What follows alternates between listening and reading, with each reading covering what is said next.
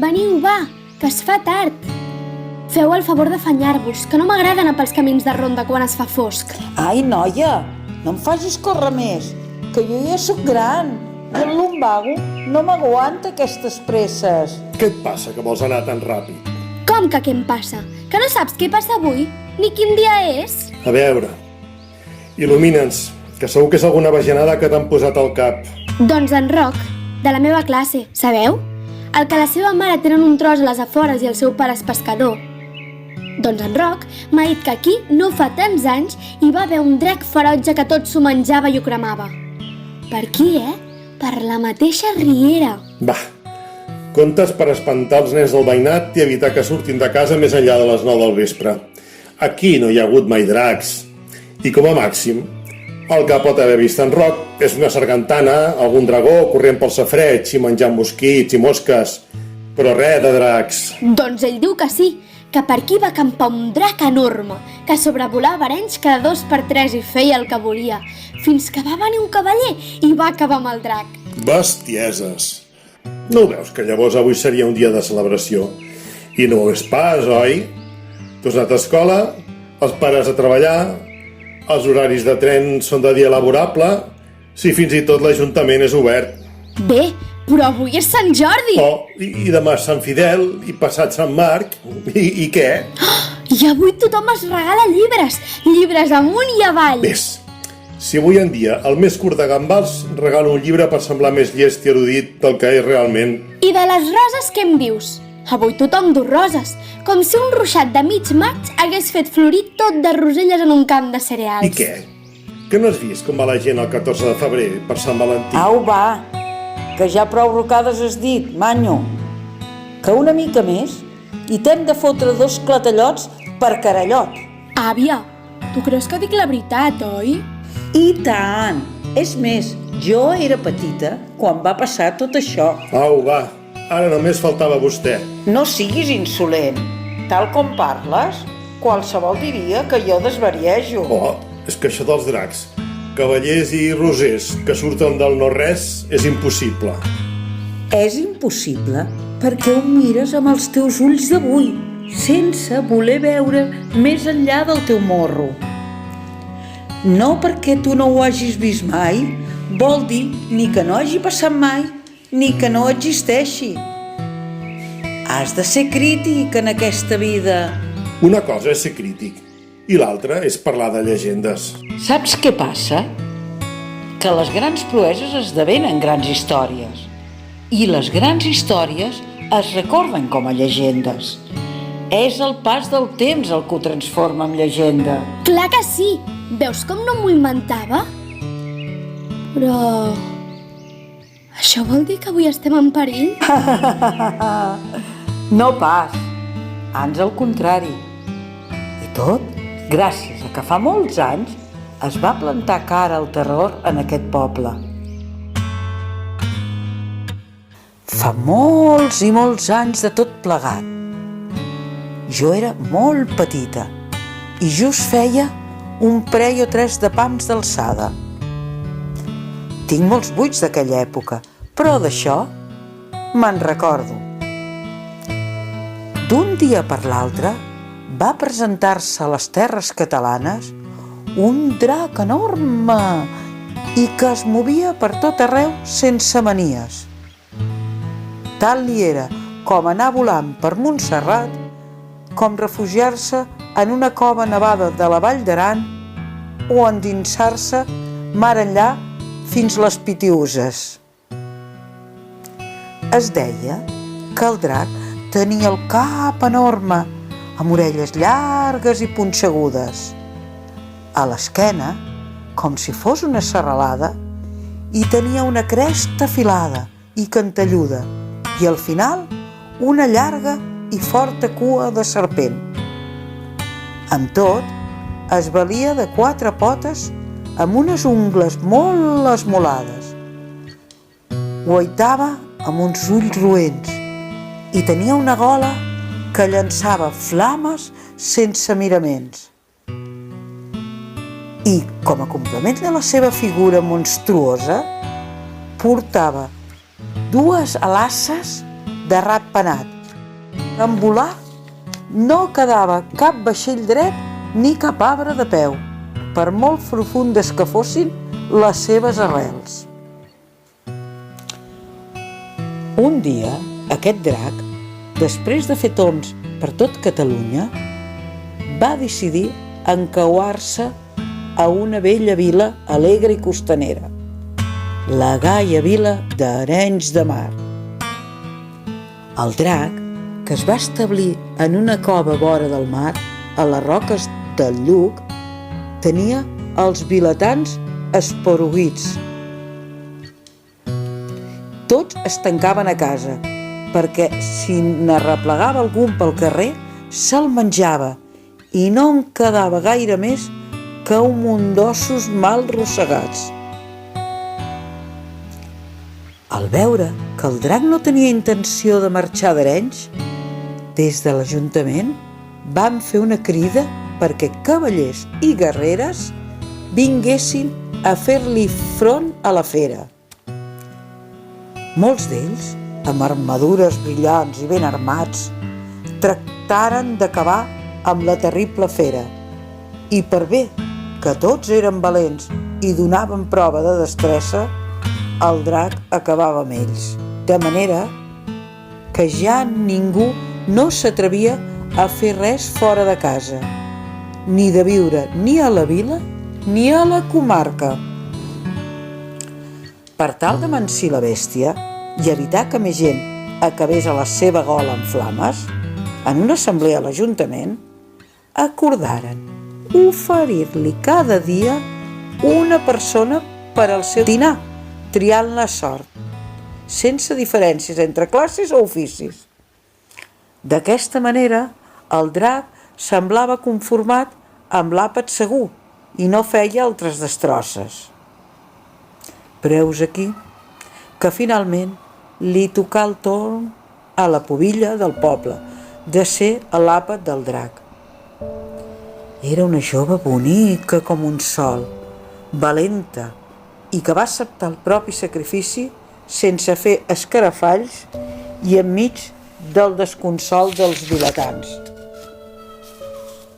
La pubilla, vestida amb mitenes i els cabells a la gandalla, com si fos un àngel, s'acomiadà sense vacil·lacions dels pares, dels arenyencs, del ple, del poble, i se n'anà cap al mercat, encaminant-se al banquet del drac.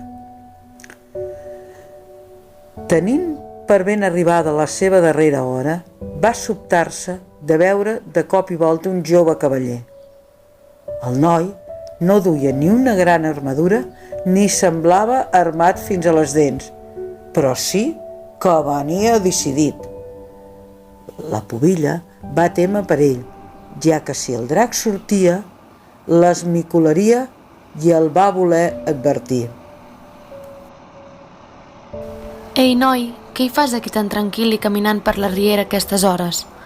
Que no saps que ha de venir una fera que es menja tothom? I doncs, per què et penses, vella dama, que he vingut fins a aquesta vila? He creuat els Pirineus, els Prats d'Osona, he cavalcat nit i dia sota la tempesta més dura i sobre el fang més inestable per venir aquí, a Arenys de Mar, on ha fet niu aquesta bèstia alada. He vingut per acabar amb la fera derrotada per la meva inflexible espasa. No ets el primer que passa per aquí amb aquestes intencions, i molts d'ells molt més ben preparats. Malgrat que la teva arma sembla de gran qualitat, no hi ha espasa, per més ben forjada que estigui, que pugui vèncer-te el monstre. Ni les fetes pels millors ferrers del país poden esberlar l'armadura d'escames que porta l'animal. Potser és així, però no tots els cavallers ni totes les espases que puguin haver-se enfrontat al drac tenen el convenciment ni la fe que jo tinc. Ara és l'hora d'acabar amb la bèstia. Tant de bo tinguis raó. Tant de bo siguis capaç de derrotar aquest engendre que tot ho crema, tot ho devora, i de tristesa tot ho omple. I si és així, si tanta mort i desolació du, per què esteu aquí? Lluny de la seguretat que us podria oferir estar a casa o a un refugi. Per què esteu al mig de la plaça del mercat i a mercè de la voluntat del drac? Resulta, bon cavaller, que per satisfer la gana de la bèstia i evitar que la vila quedi reduïda a cendres i runes, S'ha ofert periòdicament algun aranyenc perquè sigui el seu àpat i quedi saciar de la seva gana i la seva maldat. I per mala fortuna m'ha tocat a mi. Bé, estigues tranquil·la. No arribarem a aquesta situació. El món no es mereix cap més pèrdua causada per aquest monstre. No pateixis. He vingut aquí. I ara tinc molt clar que m'hi enfrontaré i pensaré. Toca lliurar-te d'aquest destí i que a la vostra vila hi torni la tranquil·litat. Aquesta serà la meva missió. La fera caurà als nostres peus. T'ho prometo. En aquell punt, el sol es va fer lluna. La fosca va caure com un mantell de tristesa sobre el poble. I un esbufec del drac, que semblava una ventada del torb tramuntanat, va fer córrer una esgarrifança a la pubilla, mentre el jove cavaller desenfundava l'espasa a la defensiva. Una ombra d'ales esteses s'abraonava sobre seu. El drac s'havia despertat i clamava una pressa per calmar la seva set d'ira i maldat. Qui osa despertar-me a mi, el drac, sense cap mena de respecte ni por? Jo que sóc la mateixa representació de l'Avern a la Terra. Jo que sense pietat escapço joves promeses. Jo que sóc temut en els 5 continents. Menys fums, drac malcarat. Has fet mal arreu del país.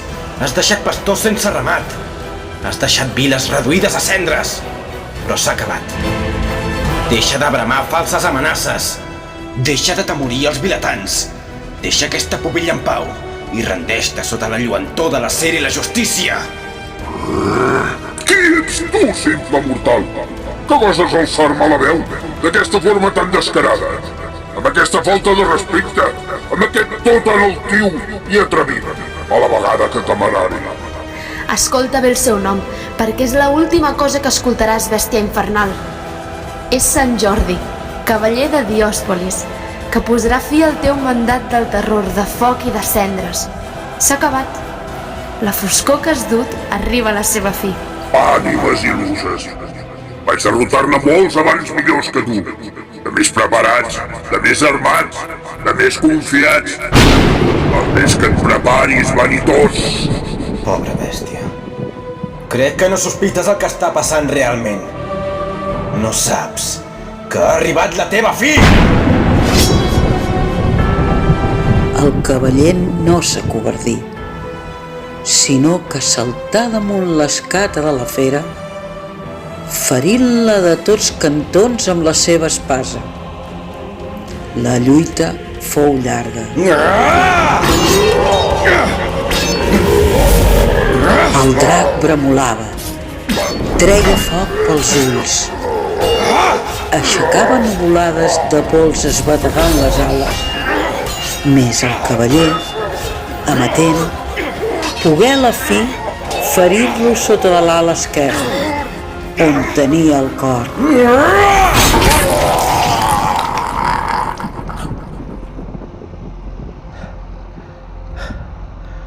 No tornaràs a fer mal, mai més. Finalment, la bèstia morí. De l'agonia del drac en sortí un bram de defalliment. El sol tornà a regnar a la vila d'Arenys, obrint-se'n al cel, tornant el foc i el fum a l'infern, recuperant l'alegria de vida al poble i deixant un riu de sang. D'aquest riu en sortí un roser enorme, del qual Sant Jordi n'agafà un ram i el donà a la pubilla. Té, pren aquest ram, pubilla, i esgrimiu-lo com a emblema per donar la bona nova al poble d'Arenys de Mar, que el drac que els atemoria ha caigut sota l'espasa de Sant Jordi. Doneu aquest ram com a prova de la seva mort i de la nova i plàcida vida que, a partir d'ara, gaudireu els aranyencs. I no vols comunicar la gran notícia tu mateix, Jordi? El poble mereix saber la vostra gesta. Però tu també mereixes ser rebut i honrat com us mereixeu. No, gràcies per la vostra proposta, però aquest no ha sigut el motiu que m'ha mogut a venir fins aquí. No he vingut a lluir-me, sinó que ha estat el simple fet de lluitar contra el mal, portant la paraula del bé arreu, demostrant que per molt gran que sigui l'enemic, per molt de temor que causi, amb l'ajuda del bé, la lluita es decanta sempre. I segurament més lluites necessiten la meva ajuda. Més lluites necessiten derrotar la foscor. Més dracs han de caure i deixar al seu lloc un ram de roses, en senyal de victòria. Em sap greu, però em toca partir.